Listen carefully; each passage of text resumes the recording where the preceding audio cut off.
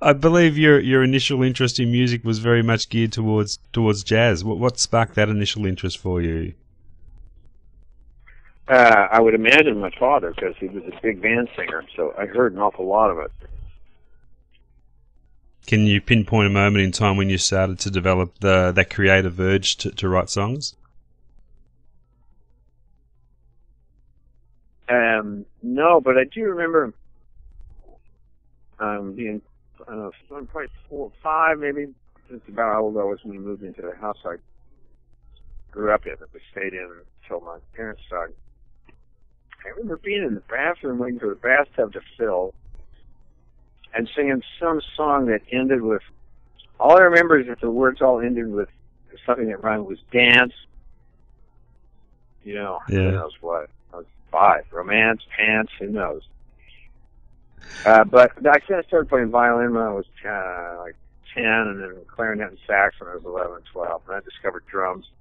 I was already a jazz freak by then, so I stayed on drums until I moved to California, and then somebody left an acoustic guitar in my apartment, and I started playing acoustic guitar. And So was moving to California? No, Moving to California, was that the catalyst in opening up new musical styles for you outside of your love of jazz?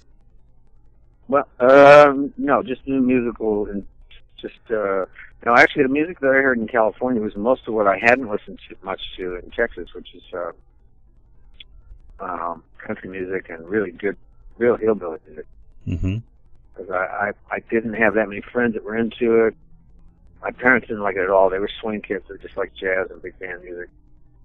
And they liked Motown music, but they just didn't like hillbilly music. My grandparents didn't, my parents didn't.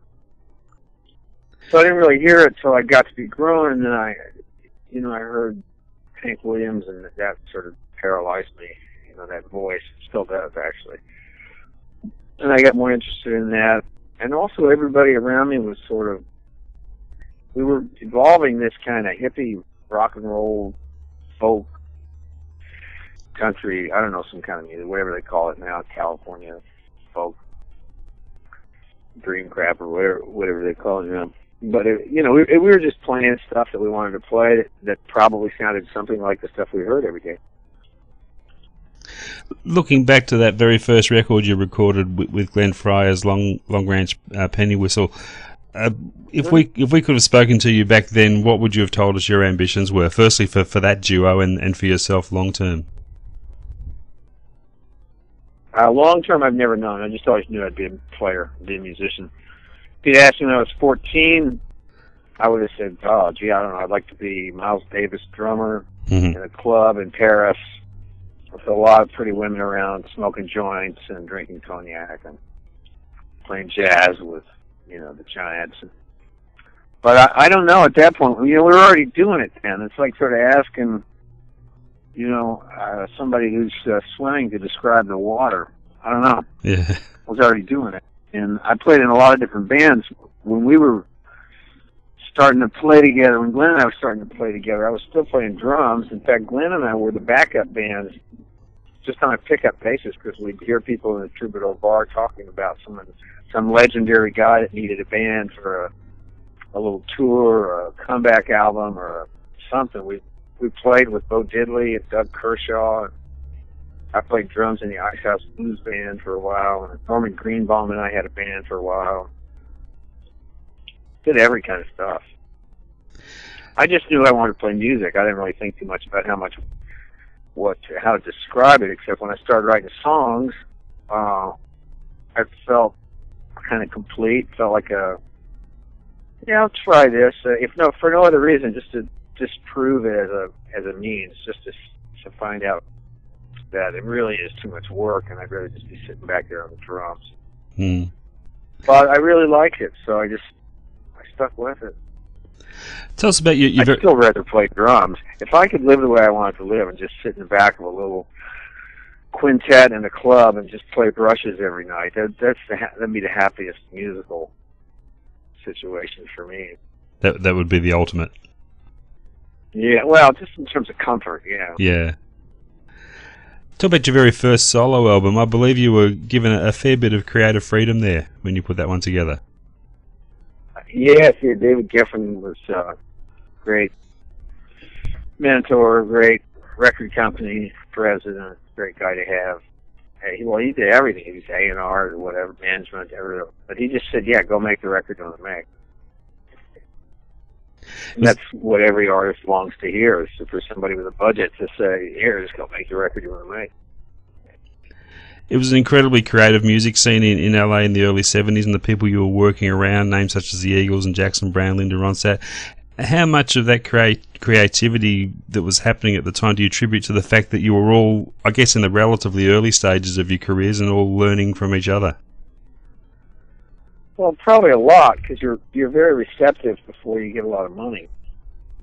You know, we're just working all the time and playing music for each other all the time. And, I don't know, I can't speak for anybody else, but, you know, I came into that with a whole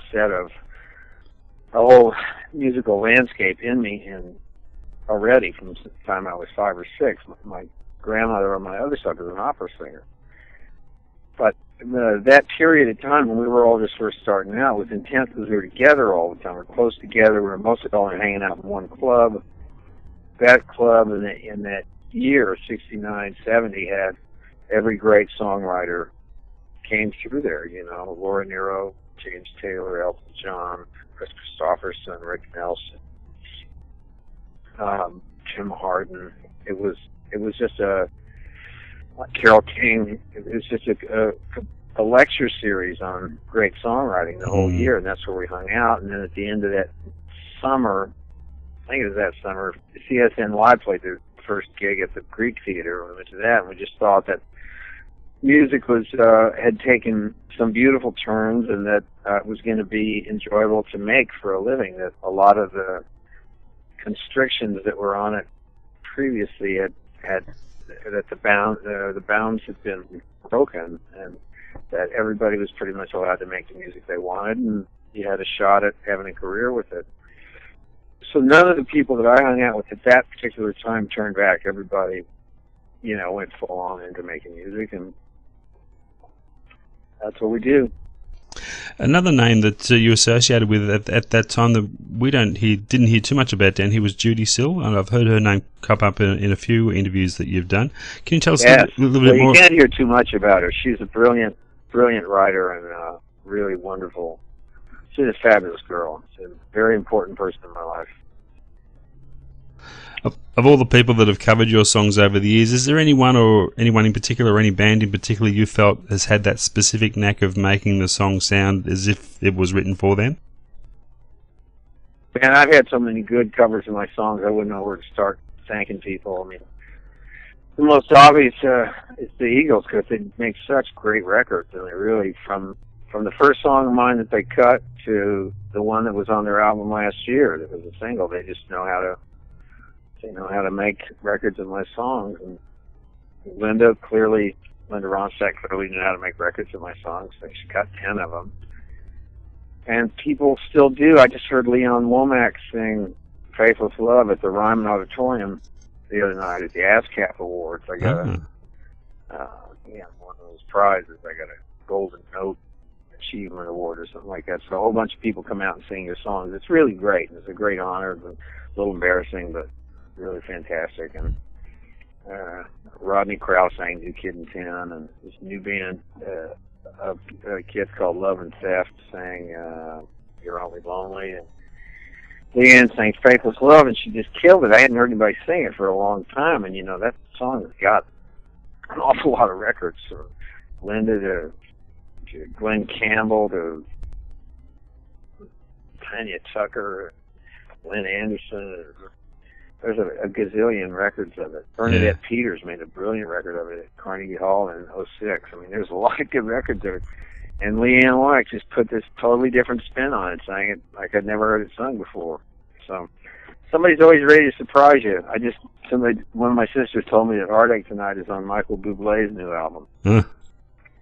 So you never can tell. No. It's one of the wonderful things about writing songs. You know, they keep swinging around in different versions and surprising you.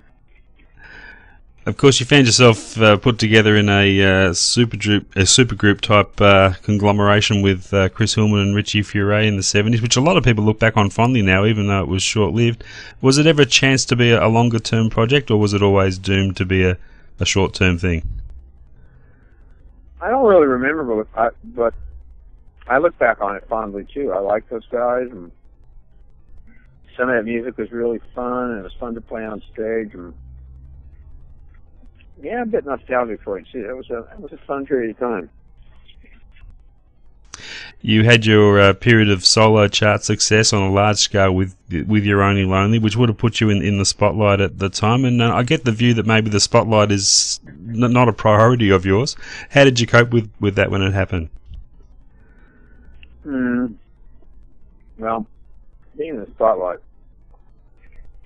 is transient and only means as much as you attribute to it.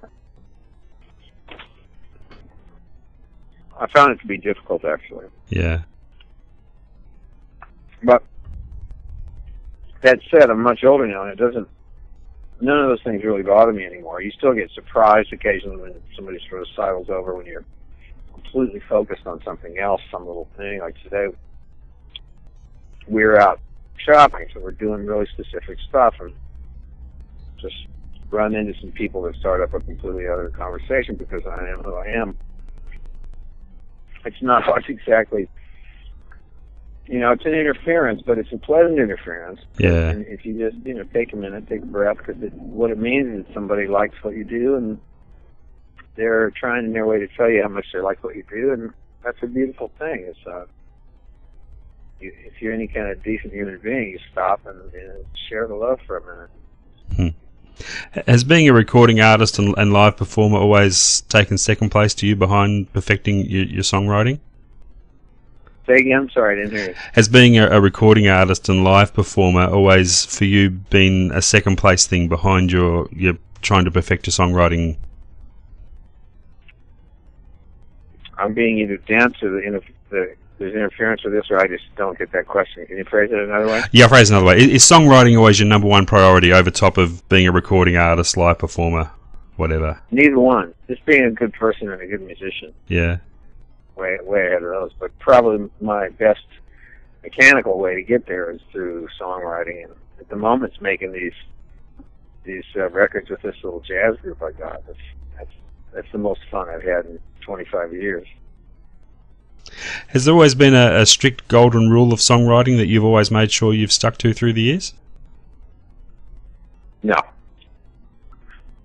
Absolutely not. No?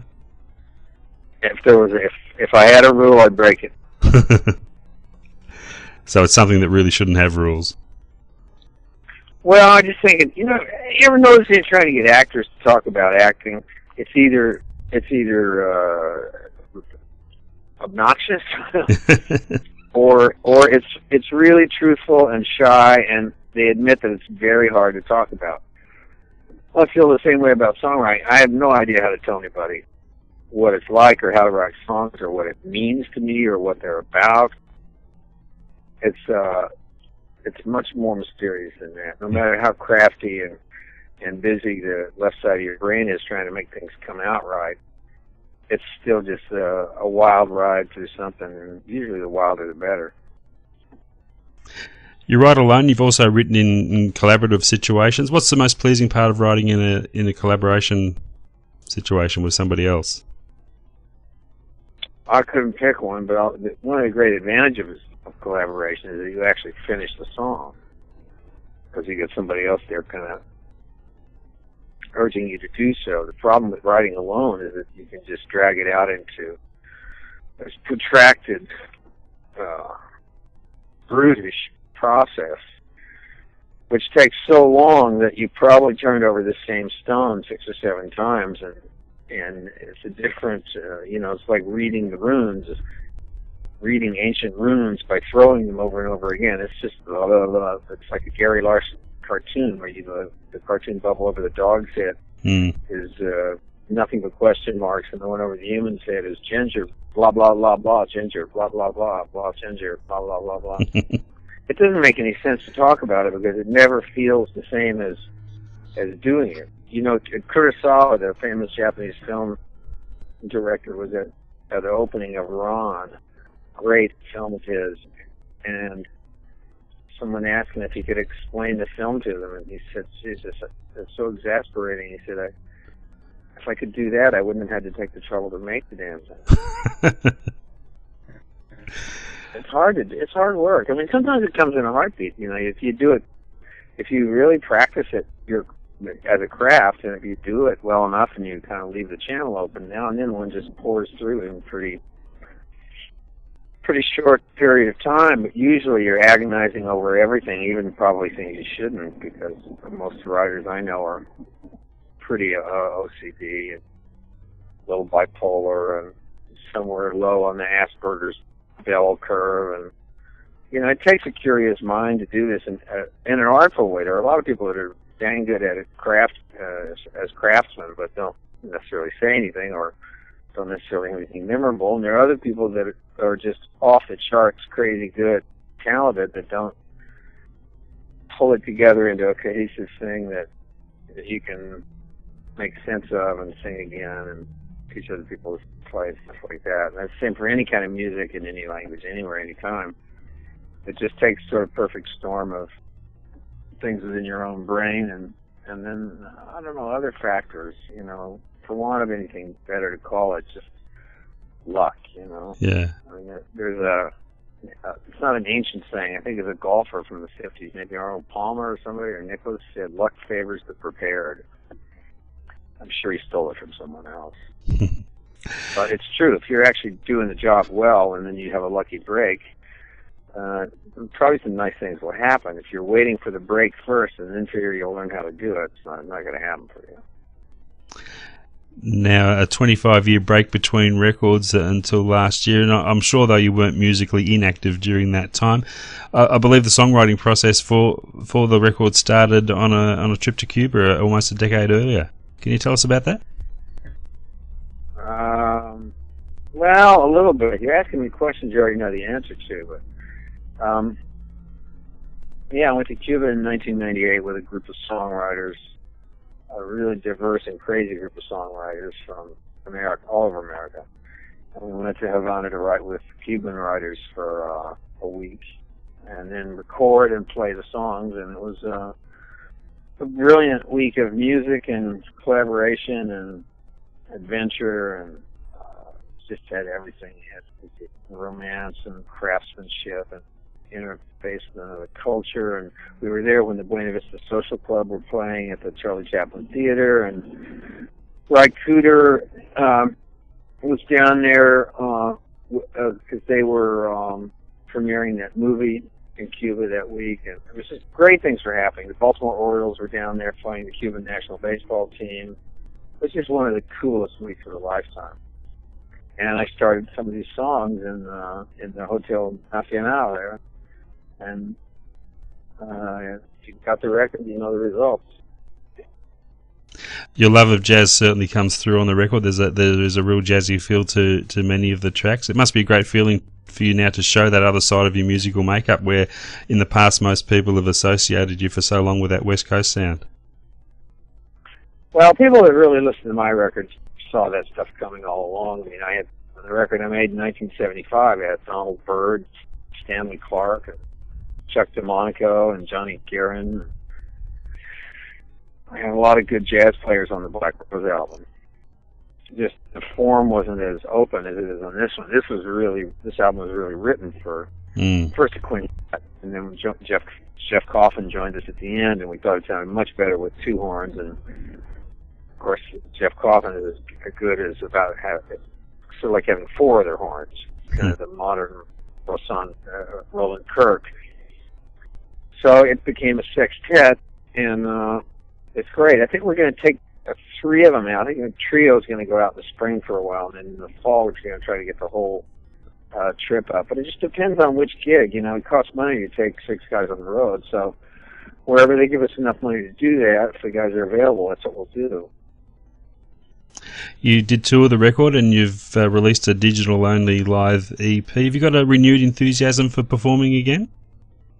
Oh yeah. We're just waiting for the holidays to get over. We got gigs booked in January, February, and we're off for a little time in March because I've got a mini artist in residency to do at the Steinhardt School at NYU, and maybe another one. There's some little teaching things to do, and then I hope I get all the guys back by the spring. That would be great.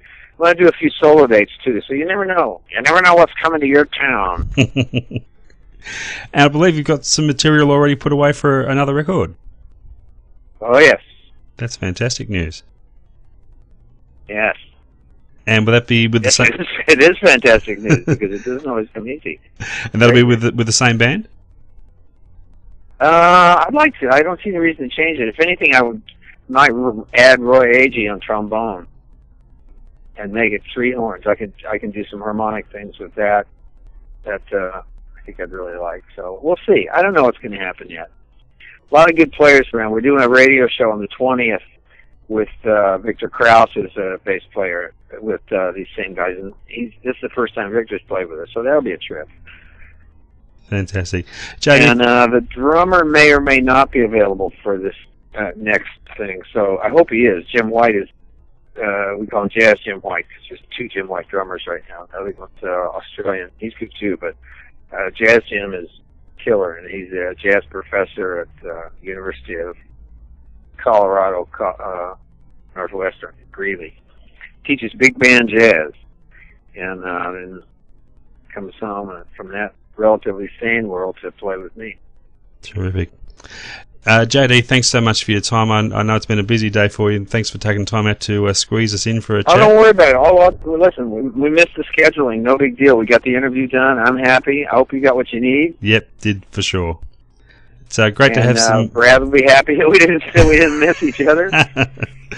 No, it's great to have some new music. I look forward to seeing you. We're trying to put together something in Australia. If you get anything, if you're friends with any promoters there and you want to, there's one place where you think you've got some swing, get us down there. We're dying to get to Australia. Everybody in the band except 2 of us have played there. Oh, fantastic. Well, I might round up some contact ideas and email them on to Brad. He might be able to pass them on to you. That would be great, man. Tremendous. Okay. Are you still taping? No, we're done now. You're not? Okay, good. This is off the record. If you want to